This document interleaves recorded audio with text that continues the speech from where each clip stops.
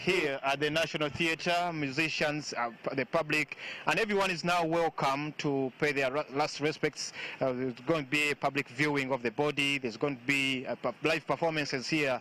Bantu bangi nnyo bagenda kubanga basubira olunaku lwaliro n'emisana n'ekiro. Wano we tuli ku National Theatre, you can see these are some of the people who are part of the cast for Ceasefire, that production that was for the late Kato Lubwama, he was the director in that production, Ceasefire.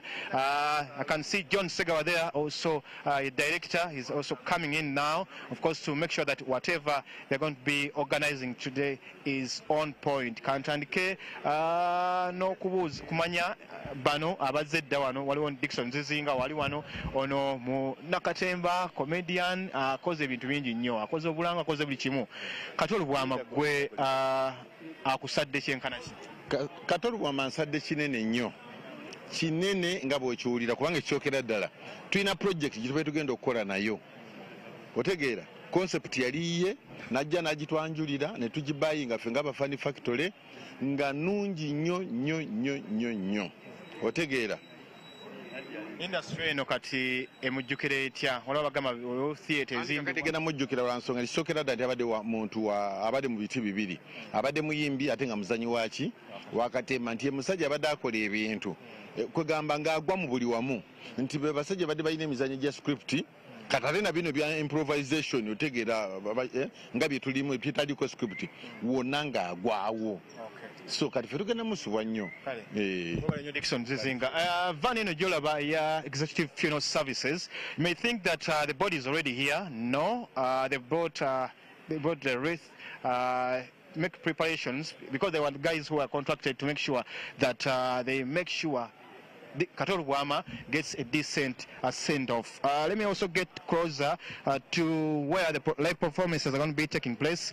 Te eno yewategekeddwa ekivulu ekigenda okuba a total celebration of Kato Lubwama. Bimbi bonna abantu ba bulijjo n'abantu bonna gye bagenda okubeera nga bajja okwerabirako ku bayimbi, okwerabirako okwogera n'okusanyukira wamu kubanga the late Kato Lubwama has been a director, a playwright, an actor, a musician. Of course, the members of parliament, we are just next to the Parliament of Uganda. They can also come here and say a word or two as they remember and celebrate the life of poor Kato Lubwama. I've already seen a giant screen has already been erected here. The stage is big up here at the gardens of National Theatre. Abayimbi bannyo ndabakono director Dr. T waliwo yimbi amaze emyaka 40 mu kisaawe eky'okuyimba Diplo Kusegawa, Diplo Katumba Segawa naye yono wali bazedda ogenda tuyimbiramu naawe. Tujja kuwayo tribute ya muganda wange Kato Lubwama, tujja kuwayo tribute. Dr. T nagenda naye kansuke muze kubanga naye director live NTV. Kato Lubwama ekigenda okubeera wano abantu ko bakibayitiremu kinaaba kityo okuva ssaawa eno. Abasawo ne bannyabo tubaaniriza bakungubazi bannaffe tuli wano ekweteekateeka kwatandise dda abantu batandise okuyingira ttiimu yonna. Tugenda kubanga mukwano gwaffe ayingirawo mu ssaawa emu eddako okubanga ajja. Tugenda kuba mu auditorium mu theatre munda ne wabweru bagenda kubeerayo screen zaateekeddwa dda. Ku ssaawa 4 zennyini ajja kubanga ayingirawo. Munda bagenda kubeerayo ba MPs ba ministers, Prime Minister agenda kuba mu kifo kino era nze nkulembeddemu omukolo guno okulaba nga bintu bitambula bulungi. Nne bannange Diplo Segawa, Honorable Nsereko, Abe Mukiibi, Sophie bangi nnyo, John Segawa bangi nnyo. So banaye mujje enteekateeka nnungi totya, security mugirabye bwe twagiteeseteese, bwe kintu weekiri awo okutuula weewali mujje tusibule munnaffe mu ngeri ey'ekitiibwa. Thank you so much. Nnyo mukulu Diplo Kusegawa emyaka 40 naawe ng'oli mu kisaawe kino Kato naye kyakoleredde nnyo. Ekisaawe kino kimujjukire kitya kyekino okuba nga kikolebwa mu kujjukira emirimu egy'enjawulo? Kato Lubwama ye muntu abadde alina kye bayita passion. Bannakatemba bangi oba abayimbi oba ba artist nga mu luzungu muyinza okubategeera bangi babeerawo ng'akibeeramu bubeezi naye nga akibeeramu oluusi lwa kulabika oluusi lwa ssente naye nga Kato Lubwama ye muntu gw'olaba ab'ekika ekyo tetuli bangi nnyo abalina passion nga omuntu kimuli ku mutima nga buli lwakusanga nakuyitako mu ofiisi nakukubira ku kasimu nayogera ku kino kyawulidde ku National Theatre kyawulidde ku theatre efaanana bwete kyawulidde ku ba artist ab'enjawulo ng'omulaba alina passion for it ng'alina passion for theatre kitalo nnyo kitalo ddala. Ekisembayo kye ekyokuba nti Kato Lubwama tasabiddwa ng'abantu bamujjadde basaba nti atwaleko mu ekereziya so ffa tebalina kubaawo nteekateeka eyo ekereziya yadde ekiganyi kino kiraba otya? Ekyo buli balina ekitongole nga be bakikulira be bamanyi bwe bakitwala naye ffe abantu ba bulijjo ebyo byonna tubirekera Katonda. Webale nnyo omukulu Diplox Segawa amazeeyo emyaka 40 mu kisaawe ekyokusanyusa abantu. Njagala nkulageko the screen that has been already erected here. The stage is perfectly done. The band is going to be live here. The tents are here for those who will not be watching from the giant screen that have been erected in the parking yard. There is also provision for you to watch from the auditorium, from the gardens. But also here this is the place we are going to be viewing the body of late Paul Kato Lubwama, who has been a director of Diamonds Productions, who was a broadcaster. Of course, we remember him during those early days of his live productions in CBS at Kalisoliso, but also him as a musician. Of course, ayimba nyimba nyingi nnyo. He has been a director at different levels, and at the time of his demise, we know that he was also part of the team that was coming up with a new production that is Ceasefire. Executive Funeral Services already on ground here to make sure that Kato Lubwama is also, people will be viewing Kato Lubwama from this particular tent here. And the production here is of TCL Sounds, but at the way vyuma bya amaanyi ddala. It's going to be live entertainment. It's just a celebration of life of the late Paul Kato Lubwama. Ekintu bakiwanise, of course, you as a member of the public oli wadde okubanga ojja n'obeera nga weetaba. It is free of charge. No one will be charging you to come to National Theatre to pay your last respects to Kato Lubwama. Embeera bwetu bweri wano ku National Theatre abaana ekintu batandise ddo kiwanika kyekyo no sound yojulira kyekyo bwekyo kigenda okubeera wano ku National Theatre, of course for the whole day and of course until tomorrow. It's a trance night of what's going to be happening here. You can see band ready, everything is set. So just make your way to National Theatre, Uganda National Cultural Center. I want to take you back to the auditorium and you see what's happening there as people continue lining up here, waiting as they wait to see the late Paul Kato Lubwama for the last time, because he will be buried tomorrow at Nkozi, and that will be in Mpigi district. Of course, we know that he died on 7th of June. That was in the wee hours that led us to Wednesday, and the body is still now lying in Mutundwe, his home that is in Rubaga South, where he was also a member of parliament. He was in that parliament of Uganda, which is just across the road here, and I know that some members of parliament who have not gotten a chance to speak to the public about the life of late Paul Kato Lubwama will also have a chance.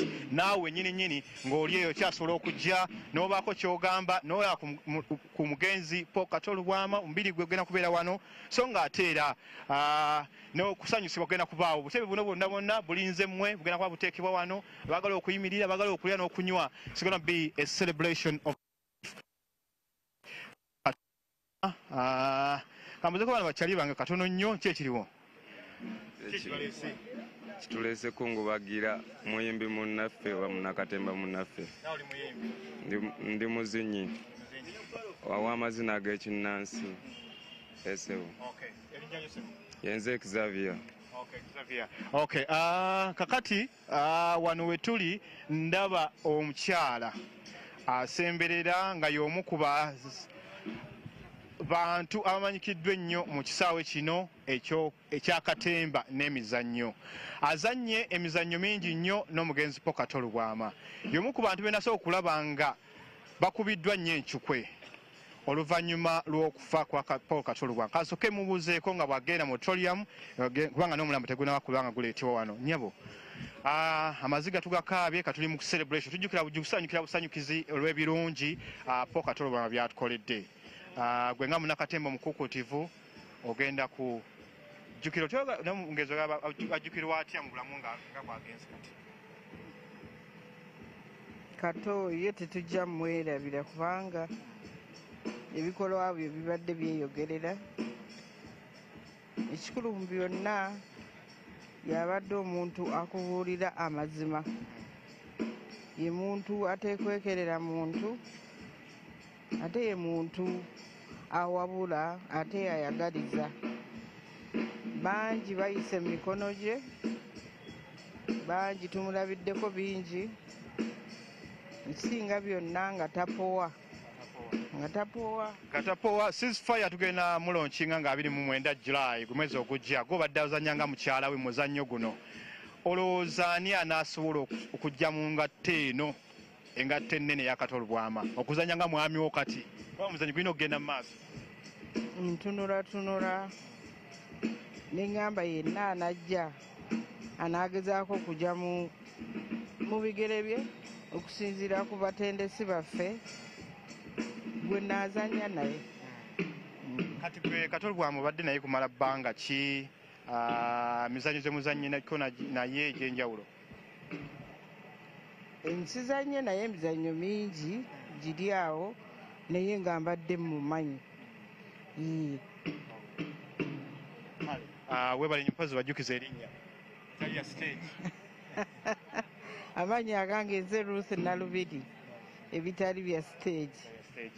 Neyanzanya kugerako ate ne director wa National Theatre mukulu Robert Musiitwa mulabyeko wano, naye nga bwe tuyingira ne munda, of course we still here at the Uganda National Cultural Center where the National Theatre is located, and of course we are still remembering the life of the late Paul Kato Lubwama. It's going to be a celebration tonight here at National Theatre.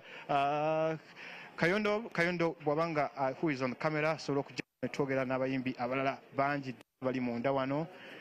The National Theatre, as we remember the life of the late Paul Kato Lubwama. It's going to be a celebration of music, dance and drama at the Uganda National Cultural Center inside the auditorium. Now inside, I'll show you what's happening here. The stage is set. Everything is just waiting for the people who are coming in here to be part of the celebration here at the National Theatre. We are now entering the auditorium where people will be a bit dark, but we shall be able to get more light inside here. The National Theatre wazanyiddwa emizannyo. Kato Lubwama wazanyidde emizannyo egy'enjawulo. Waliwo ndaba directors ab'enjawulo bo batudde dda. Batudde okubanga if that light is enough, there is the team is here. I can see genda kuzanyayo omuzannyo, genda kubanga bazanyayo omuzannyo ate nga n'okubanga omubiri gugenda kubeerawo wano eno. Saba, in a minute I want to speak to Mr. John Segawa in a minute, just be live on NTV about what's going to be happening here exactly. We're inside the auditorium of National Theatre. Yes, what is happening here, we are preparing for what is going to happen today. We are going to have our brother celebrated at the National Theatre, our home. It unites all of us in the discipline, music, dance and drama. So we invite the public. Now Kato is also a politician, fellow politicians are coming in. So we are, and the parliament is just across, and we are going to celebrate his life today. We are starting early till late in the evening inside the theatre. Then we will go outside. You have seen, we have prepared outside for the general public to join in. Since he has been a director in this new production, Ceasefire, and the team, I've seen some team, part of the cast here. Are we going to see just a snippet of the production? Of course, we are going to see several works of Paul Kato Lubwama, and one of them is going to be presented here. They have that program. They had their play. It's going to run around July, so we are going to see some of his works. and the old clips of Kato Lubwama's performances and the few comedies he has been doing. A lot has been said about the late Paul Kato Lubwama, him as a director, as a playwright, and a musician and the like. Yes. You as John Segawa, who is also a celebrated playwright and director, Thank you. what would you want to be remembered of? What could we set as a part of the thing that will legacy? The legacy of Paul Kato Lubwama is heroism, omuzira wafe, heroism, because he tried to break the barriers. We started when we were young, at the age of like 23, 24 there, and we had a dream. And what I think Kato has achieved a lot amidst the turmoil, amidst the problems we have in art and the politics and the economy. At least he has tried, and I want everyone to remember Kato Lubwama as one of, if I was trying to, when you're putting up a hut, say you are using like 4 pillars to put up, to erect a hut, okay? Kato Lubwama is one of the 4 pillars, and that pillar has broken, all right? And so how do we repair that? How do we put it up? How do we put back our house? That's Paul Kato Lubwama. Have we seen a number of politicians at the home of the late Kato Lubwama? We've seen Parliament. There are some members of Parliament who are part of the entertainment industry, and we've been talking about the copyright law, but everything you've done, even on stage, you've done it. You've said it all. Now that we are going forward, now that the theatre, now that the music is back in the limelight, what should be done for now, going forward, to make sure that this industry is strong enough? Everyone focuses on the industry as something that is also a pillar of this nation. For me, as John Segawa, I have a different argument. Yeah?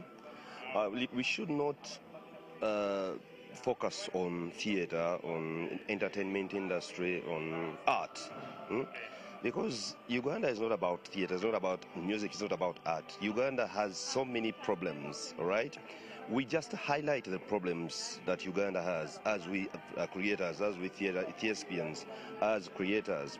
We highlight the problems and we give solutions to that. We should keep doing that, because we will cry and cry and cry when many sectors are not okay. We are not okay. So it's not all about theatre. It's about the general Uganda we love, the general Uganda we like. What's the picture we want to draw? Okay. When you go home to your kids, what is your story?